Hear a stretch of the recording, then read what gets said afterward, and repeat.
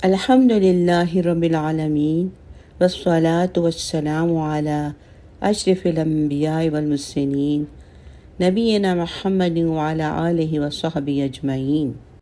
اما بعد، نبی کریم صلی اللہ علیہ وسلم دوسروں سے قرآن سننا پسند فرماتے تھے۔ جناب عبداللہ بن مسعود رضی اللہ تعالیٰ عنہ بیان کرتے ہیں کہ رسول اللہ صلی اللہ علیہ وسلم نے مجھ سے فرمایا، مجھے قرآن پڑھ کر سناؤ۔ میں نے عرض کیا، اللہ کے رسول صلی اللہ علیہ وسلم، آپ کو قرآن سناؤں جب یہ قرآن تو آپ پر نازل کیا جاتا ہے؟ فرمایا، میں اس بات کو پسند کرتا ہوں کہ دوسروں سے قرآن سنوں۔ دوسری روایت میں ہے کہ ابن مسعود رضی اللہ تعالیٰ عنہ فرماتے ہیں، پھر میں نے سورہ نساء پڑھنا شروع کی، حتیٰ کہ پڑھتے پڑھتے میں اس آیت کریمہ پہ پہنچا جس کا ترجمہ ہے، پھر کیا حال ہوگا اس وقت جب ہم ہر امت پر گواہی دینے کے لیے اس کے پیغمبر کو ایک گواہ بنا کر لائیں گے، اور اے ہمارے پیارے نبی، تمہیں ان لوگوں پر ہم گواہ بنا کر لائیں گے۔ تو فرمایا، عبداللہ بس کرو۔ میں نے آپ صلی اللہ علیہ وسلم کی طرف دیکھا تو آپ کی آنکھوں سے آنسو جاری تھے۔ قرآن مجید وہ کتاب ہے جو نبی کریم صلی اللہ علیہ وسلم پر فصیح و بلیغ عربی زبان میں نازل کی گئی۔ یہ اللہ تبارک و تعالیٰ کی آخری کتاب ہے، اور یہ نبی کریم محمد بن عبداللہ صلی اللہ علیہ وسلم کا وہ بہت بڑا معجزہ ہے جو قیامت تک ہمیشہ ہمیشہ کے لیے باقی رہنے والا ہے، کہ جس سے اللہ رحمان و رحیم نے صرف آپ کے لیے ہی مختص فرمایا تھا۔ اس کی حفاظت اللہ نے خود اپنے ذمے لے رکھی ہے، چنانچہ اللہ ذوالجلال والاکرام فرماتے ہیں، سورہ الحجر آیت نمبر 9، اِنَّا نَحْنُ نَزَّلْنَا الذِّکْرَ وَإِنَّا لَهُ لَحَافِظُونَ، بے شک قرآن کو ہم نے ہی اتارا ہے اور ہم ہی اس کے نگہبان ہیں۔ قرآن کی حفاظت کا یہ وعدہ حیرت انگیز طور پر پورا ہوا اور ہو رہا ہے۔ قرآن کے علاوہ دنیا میں کوئی ایسی کتاب نہیں ہے جو 1400 سال گزرنے کے باوجود اس طرح محفوظ ہو کہ اس کے کسی بھی ایک حرف میں رد و بدل نہ ہوا ہو۔ دنیا بھر میں قرآن کے جتنے نسخے موجود ہیں ان میں ادنیٰ سا بھی اختلاف نہیں ہے۔ اس کے علاوہ کروڑوں انسانوں کے سینوں میں محفوظ ہے۔ یہ ہے قدرت کی طرف سے حفاظت جو کسی اور کتاب کو نصیب نہیں ہوئی۔ یہ وہ کتاب ہے جو قلبی، جسمانی اور روحانی بیماریوں کے لیے شفائے کاملہ ہے، جیسا کہ اللہ تبارک و تعالیٰ نے فرمایا، سورہ الاسراء آیت نمبر 82، اور قرآن میں ہم نے بعض ایسی بھی آیتیں نازل کی ہیں جو اہل کتاب کے لیے رحمت اور برکت اور ان کے لیے شفا ہوتی ہیں، اور اللہ تعالیٰ کافروں کو اور زیادہ نقصان دیتا ہے کہ وہ اس کا انکار کر کے ضد اور ہر دھرمی کی وجہ سے اللہ کے غضب کو دعوت دیتے ہیں۔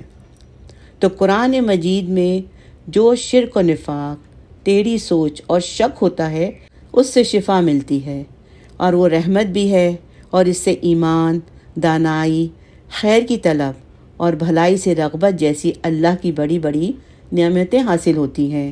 یہ سب کچھ اسے حاصل ہوتا ہے جو اس پر ایمان لائے اور اس کی تصدیق کرے اور اس کی اتباع کرے، تب یہ اس کے حق میں شفا اور رحمت بنتا ہے، اور جب اسے سنے تو اس کے معنی اور مفہوم سے فائدہ اٹھائے اور خوب خوب یاد کرے۔ جہاں تک اللہ کے دشمن کافر ظالم کا تعلق ہے تو اسے قرآن کی سماعت اس سے مزید دور اور اس کے ساتھ کفر میں پختہ کر دیتی ہے، اور نہ وہ اس سے فائدہ اٹھاتا ہے نہ ہی اس کو یاد رکھتا ہے۔ کافر پر یہ آفت اور مصیبت اس کی اپنی لائی ہوئی ہوتی ہے، نہ کہ قرآن کی، جیسے کہ اللہ ذوالجلال والاکرام فرماتے ہیں سورہ فصلت آیت نمبر 44 میں، اے میرے نبی کہہ دیجئے، قرآن ایمان والوں کے لیے ہدایت اور دل کی بیماری کے لیے تندرستی ہے، اور جن لوگوں میں ایمان نہیں ان کے کانوں پر قرآن بوجھ ہے اور ان کی آنکھوں پر پردہ ہے، جو انہیں اندھا بنائے رکھتا ہے اور حق بات کو دیکھتے نہیں۔ اور یہ وہی کتاب ہے جو اپنے پڑھنے پڑھانے اور سیکھنے سکھانے والوں کو لوگوں میں سے بہترین لوگ بنا دیتی ہے، جیسا کہ رسول اللہ صلی اللہ علیہ وسلم کا فرمان گرامی ہے، خیرکم من تعلم القرآن وعلمہ، تم میں سے بہترین شخص وہ ہے جو قرآن کو سیکھے، اس کا علم حاصل کرے اور اسے آگے دوسروں کو سکھائے۔ قرآن مجید کے فضائل بہت زیادہ ہیں۔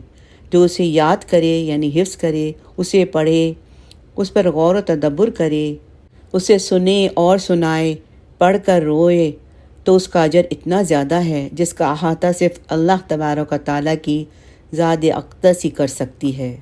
جیسے کہ رسول صلی اللہ علیہ وسلم نے فرمایا، جس نے قرآن مجید کے ایک حرف کی تلاوت کی، اس کے لیے ایک ایسی نیکی ہے جو 10 گنا اجر رکھتی ہے۔ میں نہیں کہتا الف لام میم ایک حرف ہے، بلکہ الف ایک، حرف لام دوسرا اور حرف میم ایک تیسرا حرف ہے، یعنی الف لام میم کی 10 نہیں بلکہ 30 نیکیاں ہیں۔ سبحان اللہ۔ دعا کرتے ہیں اللہم اجعلنا من اہل القرآن، آمین۔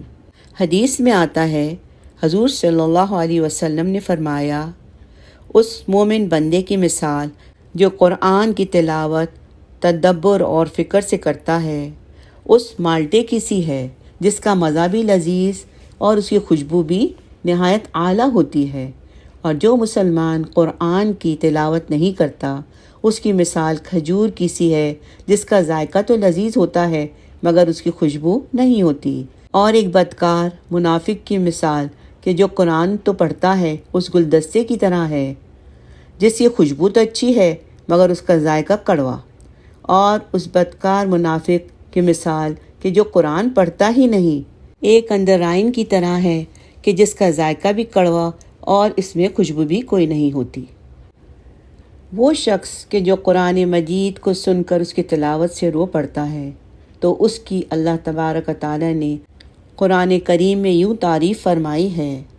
سورہ مریم، اذا تتلی علیہم آیات الرحمن خروا سجدا وبکیا، اور جب ان اہل ایمان کے سامنے ہماری آیات کی تلاوت کی جاتی ہے تو سجدے میں گر پڑتے ہیں اور روتے رہتے ہیں۔ سبحان اللہ۔